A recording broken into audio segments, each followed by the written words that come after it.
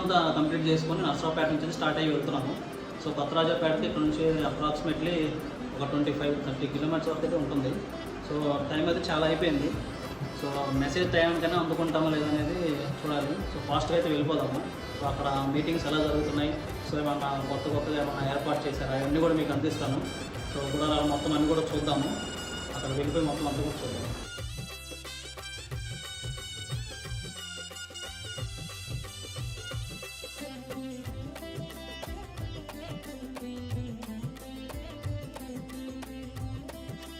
So Narasaraopet నుంచి start అయితే అయ్యి మహాకూటమి జరిగే స్థలానికి అయితే వెళ్తున్నామండి.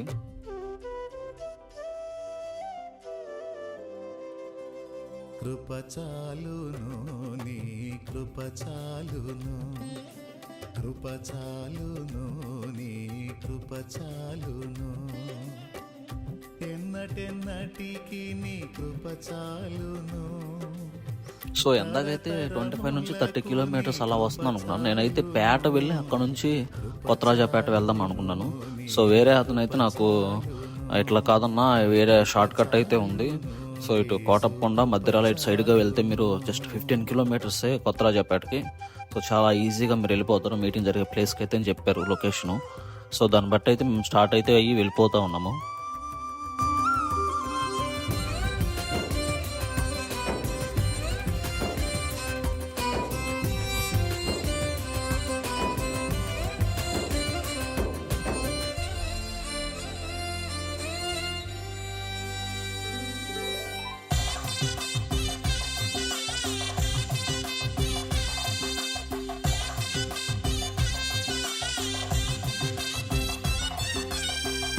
ఐశ్వర్యము కంటే కృప ఉత్తమం, జీవము కంటే నీ కృప ఉత్తమం.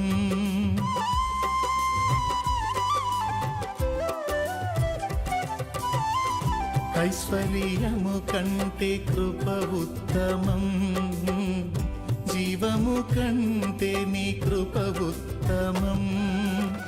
కృపయే లేకుంటే మనుగడలేదు, కృపను మించిన పెన్నిది లేదు. సో ఇక్కడ కూడా ట్రాఫిక్ అనేది చాలా ఎక్కువగానే ఉందండి. సో ఈ ట్రాఫిక్ అనేది దాటుకుని అయితే వెళ్తున్నాము. కృపను మించిన పెన్నిది లేదు, కృప చాలును నీ కృప చాలును, కృప చాలును యేసు కృప చాలు. ఎవ్రీ ఇయర్ మహాకూటాలకి కొన్ని లక్షల మంది అయితే వస్తారండి. సో మేము పెట్రోల్ కూడా అయిపోయింది నా దగ్గర. సో పెట్రోల్ కూడా మేము ఫిల్ చేసుకొని స్టార్ట్ అయితే వెళ్తున్నాము. సో నైట్ పూట జర్నీ అంటే చాలా జాగ్రత్తగా వెళ్ళాలి.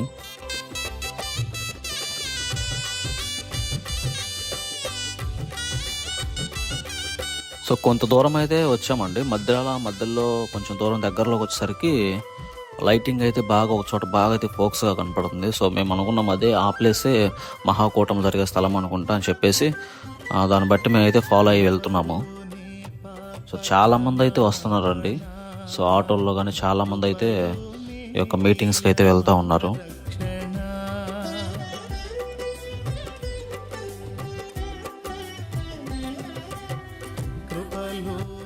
సో మహాకూటములు జరిగే స్థలం దగ్గరికి అయితే వచ్చేసామండి. షాలేమన్న మీటింగ్ దగ్గరికి అయితే వచ్చేసాము. సో ఇదంతా కూడా మహాకూటములు జరిగే స్థలము.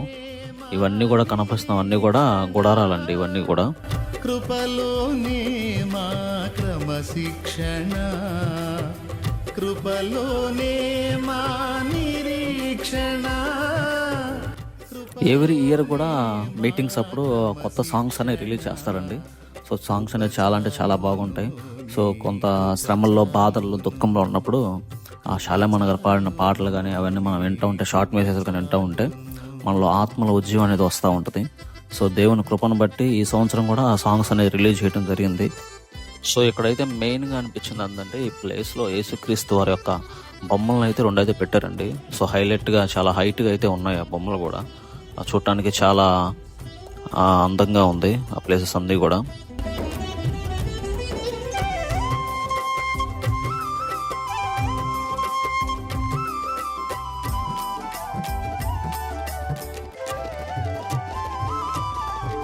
కృపలోనే మా అభిషేకము కృపలోనే మా ఆనందము. అలాగే ఇక్కడ తండ్రి సన్నిధి మహాకూటములు అని చెప్పి సో ఒక బ్యాక్గ్రౌండ్ లాంటిది ఏర్పాటు చేశారు. సో అక్కడ చాలా మంది అయితే ఫోటోలు తిరుగుతున్నారు. సో చాలా అంటే చాలా బాగుంది. ఆనందము కృపలోనే మా అతిశయము కృప వెంబడి కృపను పొందేదం కృపలోనే మా అతిశయము కృప వెంబడి. సో ఆ బ్యాక్గ్రౌండ్ అనేది మనం దాటుకొని కొంచెం ముందు కనుక వస్తే ఇక్కడ తండ్రి సన్నిధి అని చెప్పి ఒక గుడారం అయితే ఏర్పాటు చేశారు. దాని లోపల ఏమైతే ఉన్నాయో మనం చూద్దామండి ఇప్పుడు వెళ్ళి.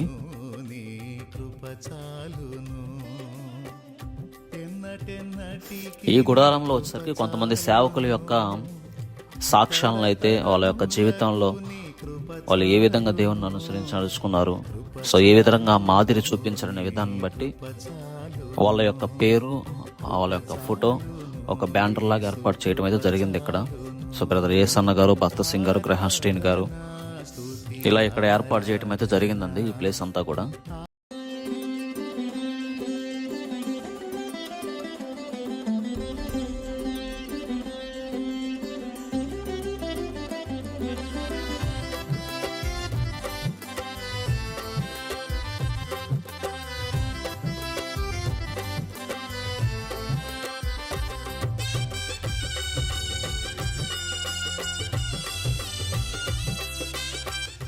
సో ఇవన్నీ కూడా గుడారాలండి. చాలా మంది అంటే చాలా మంది అయితే వచ్చారండి ఇక్కడికి.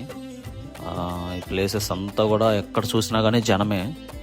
సో అక్కడ నుంచి కొంచెం స్ట్రైట్గా వస్తే ఇక్కడ సేవకులకి సపరేట్గా అయితే వాళ్ళ గదులు అయితే ఏర్పాటు చేశారు. సో ఈ 4 రోజులు సేవకులు ఉండటానికి ఆ గదులు అయితే ఏర్పాటు చేయడం జరిగింది. సో ఇవేనండి ఆ గదులు.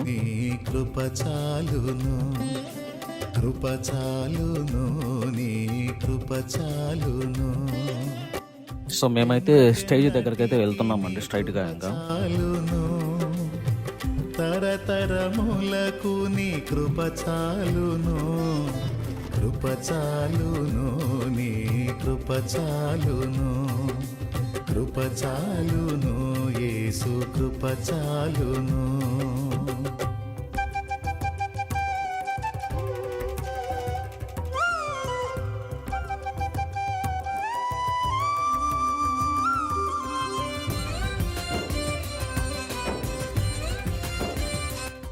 సో స్టేజ్ దగ్గరికి అయితే వచ్చేసామండి.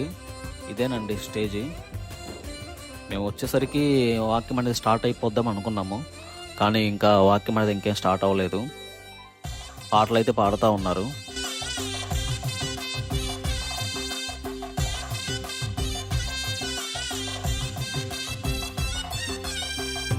ఐశ్వర్యము కంటే కృప ఉత్తమం. ఇదేనండి భోజనాలు తయారు చేసే ప్లేస్ అన్నమాట ఇదంతా కూడా. సో ఈ మహాకూటములకి ఈ 4 days ఇక్కడ నుంచే భోజనాన్ని తయారు చేసి పంపించబడటం జరుగుతుంది. సో ఇదంతా కూడా భోజనాలు ఏర్పాటు చేసి తినే స్థలం అన్నమాట ఇదంతా కూడా. ఉత్తమం జీవము కంటే నీ కృప ఉత్తమం కృపయే లేకుంటే మనుగడ లేదు కృపను.